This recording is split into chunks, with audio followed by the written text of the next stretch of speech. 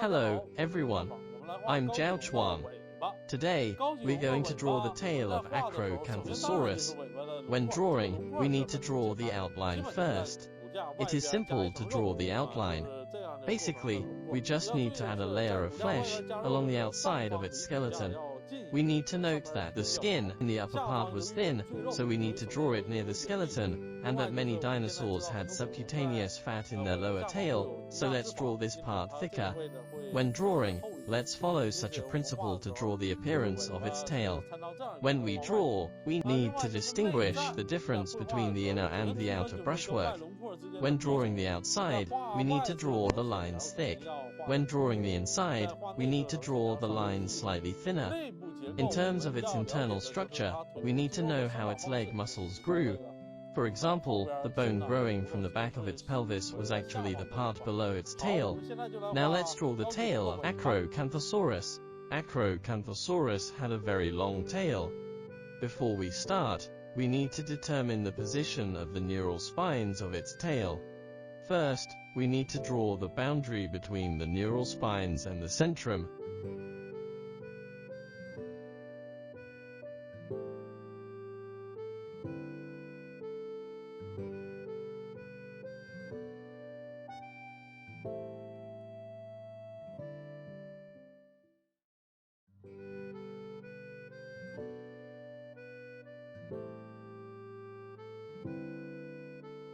Let's draw a light S-shaped line, extending backward from its pelvis to form the boundary between the upper and lower muscles of its tail.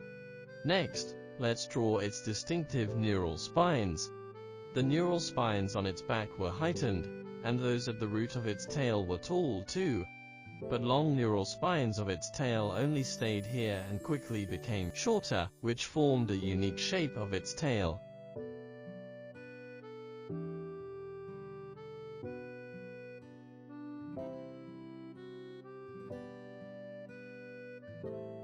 The height of the neural spines at the rear of its tail was similar to that of ordinary carnivorous dinosaurs.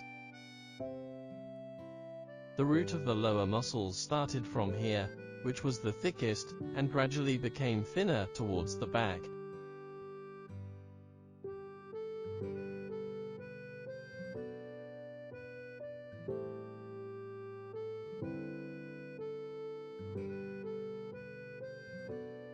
Thus, the lower part of its tail is drawn.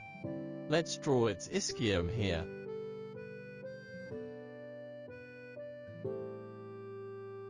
Then let's draw the lower part of its belly connected to its ischium from the front, and the root of its tail.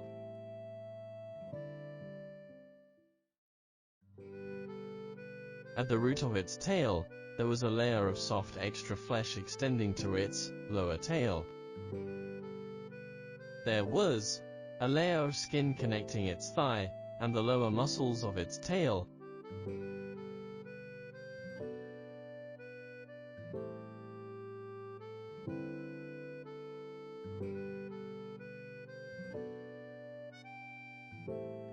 Next, let's draw some fold-like thin lines on both sides of its tail to show the full texture.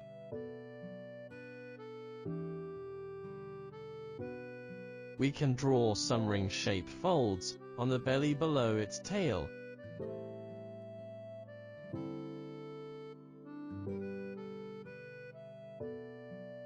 We can draw denser wrinkles between its thigh and tail at the root of its thigh, because this area was often in activity.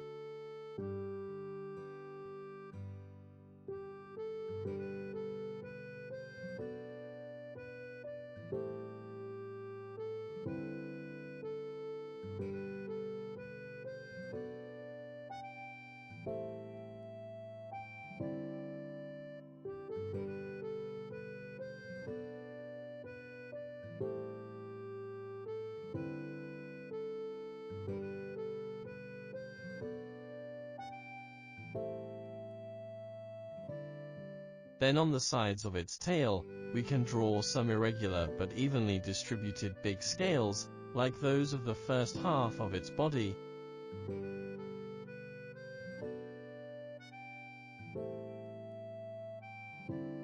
In the end, we can draw some spines on the dorsal part of its tail, extending from front to the end of its tail.